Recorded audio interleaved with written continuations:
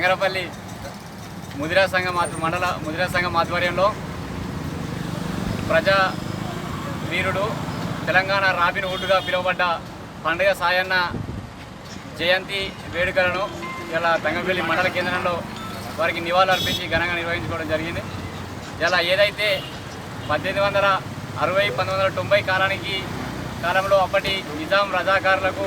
దేశముఖులకు వ్యతిరేకంగా ప్రజల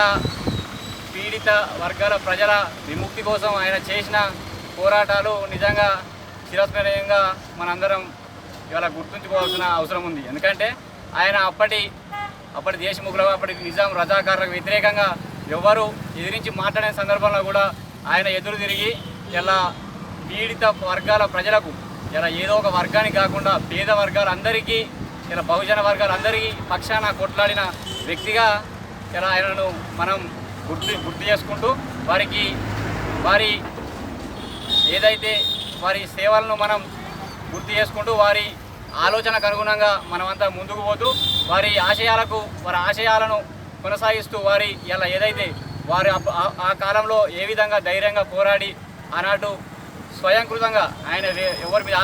ఆధారపడకుండా స్వయంకృతంగా రాజకీయాలు చేసిండో ఇలా మనమంతా కూడా ఆయనను స్ఫూర్తిగా తీసుకొని స్వయంకృత రాజకీయంగా ఎదగాలి. ఇలా వారే మన జీవితానికి